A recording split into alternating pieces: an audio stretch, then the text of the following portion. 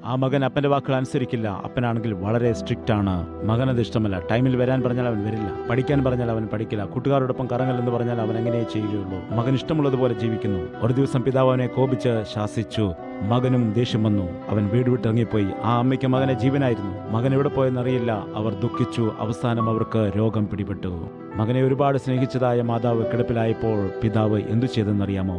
ആ അമ്മയുടെ ഫോട്ടോ വെച്ചുകൊണ്ട് ന്യൂസ് പേപ്പറിൽ വാർത്ത കൊടുത്തു, മകനെ നിനക്ക് വേണ്ടി കാത്തിരിക്കുന്ന അമ്മ വേഗം വരുമെന്ന്. അങ്ങനെ അമ്മ പറയുന്ന വാക്കുകളായി പത്രത്തിൽ വാർത്ത കൊടുത്തു. അത് കണ്ടതായ മകന്റെ ഹൃദയം തകർന്നു. അയ്യോ, എന്നെ കാണാത്ത വേദനയിൽ അമ്മ രോഗിയായിരിക്കുന്നു. അപ്പൻ എന്താണ് എന്നോട് ചെയ്തത്? ഞാൻ തെറ്റ് ചെയ്യുമ്പോൾ ശിക്ഷിക്കുന്നു. ആ കോപത്തിലാണ് ഞാൻ ഇറങ്ങിപ്പോകുന്നത്.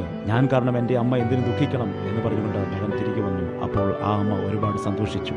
ആ അമ്മ പറയുകയാണ്, മോനെ, അപ്പന് നിന്നെ ജീവനാണ്. നീ നന്നായിരിക്കാൻ വേണ്ടിയാണ് അപ്പൻ ആഗ്രഹിക്കുന്നത്. നിന്റെ ദുഷിച്ച കൂട്ടുകെട്ട് കൊണ്ട് അനുസരണക്കേട് നിമിത്തമായി നിന്റെ ജീവിതം നശിച്ചു പോകാനിടയാകുമെന്ന് പലപ്പോഴും വേദനയോടെ അപ്പൻ എന്നോട് പറഞ്ഞിട്ടുണ്ട്. നിന്നെ സ്നേഹിക്കുന്നത് കൊണ്ടാണ് അപ്പൻ ശാസിക്കുന്നത്. അതുകൊണ്ടാണ് മോനെ നിന്നെ ശിക്ഷിക്കുന്നത്.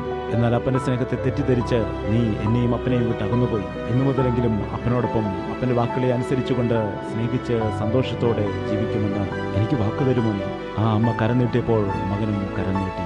ആ കരം പിടിച്ചുകൊണ്ട് അമ്മ വഴിതെറ്റിപ്പോയ ആ മകന്റെ കൈ അപ്പന്റെ കൈകൾ വെച്ചുകൊടുത്തു. കണ്ണുകൾ അടച്ചു. 2000 പരം വർഷങ്ങൾക്ക് മുമ്പ് നിനക്ക് വേണ്ടിയും എനിക്ക് വേണ്ടിയും കർത്താവായ യേശുക്രിസ്തു ചെയ്തതും ഇതാണ്. ദൈവത്തെ വിട്ട് അകന്നുപോയി പാപത്തോട് ചേർന്ന് നരകത്തിന്റെ വഴിയിൽ കൂടി സഞ്ചരിച്ചു. അപ്പോഴാണ് യേശു ദൈവത്തിന്റെ സ്നേഹം നമ്മെ അറിയിക്കുവാനായി ലോകത്തിലേക്ക് ഇറങ്ങി വന്നത്. യേശു ക്രിസ്തു തന്റെ 2 കരങ്ങളും വിരിച്ചുകൊണ്ട് ക്രൂശിൽ മരിച്ചു. അതിന് കാരണം അറിയാമോ? ഒരു കൈ കൊണ്ട് ദൈവത്തിന്റെ കരത്തിലും മറു കൈ കൊണ്ട് നിന്റെ കരത്തിലും പിടിച്ചുകൊണ്ടാണ്. ദൈവം മുമ്പാകെ നിന്നെ നിരപ്പ് പ്രാപിപ്പിക്കാനാണ് യേശു ക്രിസ്തു ക്രൂശിൽ മരിച്ചത്. അവൻ നമുക്ക് വേണ്ടി മരിച്ചത് കൊണ്ടാണ് പിതാവുമായി നമുക്ക് സമാധാനം കിട്ടിയത്. ഈ ലോകത്തിലേക്ക് യേശു വന്ന് എന്നെ നിന്നെ രക്ഷിച്ച് സ്വർഗത്തിലേക്ക് കൊണ്ടുപോകാനാണ്. ഈ റീൽ ലൈക്ക് ചെയ്യുക, അനേകം ആളുകൾക്ക് ഷെയർ ചെയ്യുക.